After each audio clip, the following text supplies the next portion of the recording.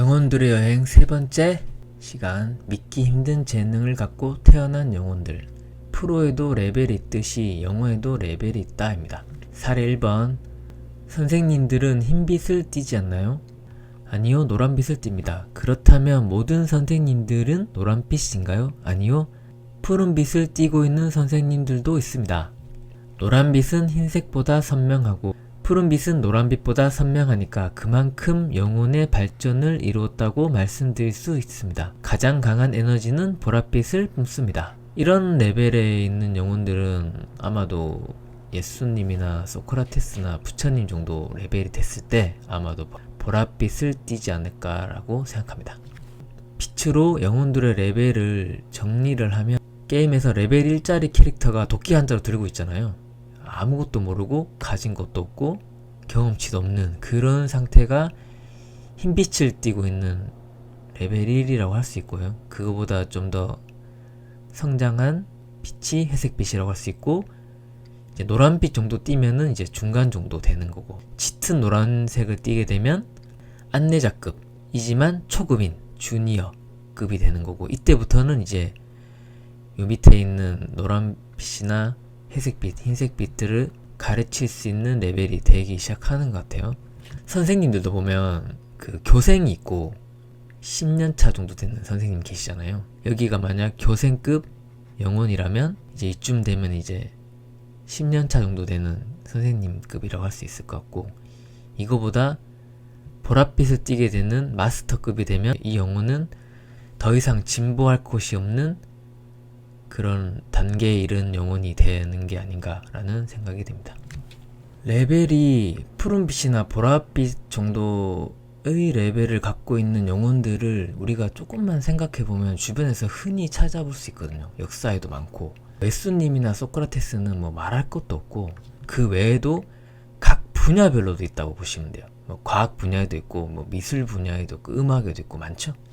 제가 봤을 때 대표적인 존재가 이 제갈공명이라는 이 사람인데, 삼국지라는 역사를 해서 이 세 번의 큰 전쟁으로 위나라가 강했다가 오나라가 강했다가 청나라가 강했다가 청나라가 쇠퇴하고 이렇게 판단을 하시는 분들도 있는데, 제가 봤을 때는 삼국지에서 큰 판을 흔든 사람이 이 제갈량이란 이 사람이에요. 이 사람이 등장하기 전과 등장하고 나서의 판도가 전체가 바뀌는 거죠. 근데 이 사람이 얼마나 보통 사람들이 상상할 수도 없는 레벨에 있다라고 제가 생각이 드냐면, 유년 시절에 훈장에게 이것도 문제라고 냈나요? 라고 말한 일화가 있다고 해요. 지금으로부터 거의 한 1900년, 2000년 전쯤이니까, 그때 막 선생님의, 그러니까 훈장님의 그림자도 못 바른 그런 시절이었을 거잖아요. 그때 이런 말을 했을 정도라고 한다면은 태생부터 남다른 정도가 좀 심했다라고 말씀드릴 수 있을 것 같아요. 이 제갈량이란 사람이 상대한 사람들이 지금으로 치면은 전부 다 스카이대, 뭐 카이스트 대학교 나온 교수님들이나 장관급, 장군급 그런 사람들이었을 거잖아요. 근데 그 모든 사람들, 각 나라의 내전과 전쟁을 주도하는 그런 사람들을 상대로 한 사람이 석권을 해버린 거죠. 그 정도의 레벨이니까 이런 사람의 영혼이 유전은 그런 게 아니고, 그런 거는 동물적인 관점에서 봐야 되는 문제고, 그 영혼이 얼마나 뛰어난 존재길래 이 한 사람의 등장만으로 나라 전체를 손바닥 뒤집기처럼 왔다 갔다 했을 정도니까 얼마나 위대한 영혼인지를 가늠할 수 있지 않나, 저는 그렇게 생각합니다. 또 과학 분야에도 한 사람을 선택하라고 한다면 뭐 뉴턴도 있고 갈릴레이도 있겠지만, 저는 당연히 아인슈타인도 제갈량과 비슷하게 유년 시절에게 선생님에게 시간은 왜 흐르나요? 라는 질문을 했다가 교실에서 쫓겨난 일화가 있다고 합니다. 지금 현재 과학자 중에 가장 뛰어나다고 한 사람들이 뭐 하버드나 뭐 서울대 이런, 도쿄대 이런 명문대학교 교수님들이잖아요.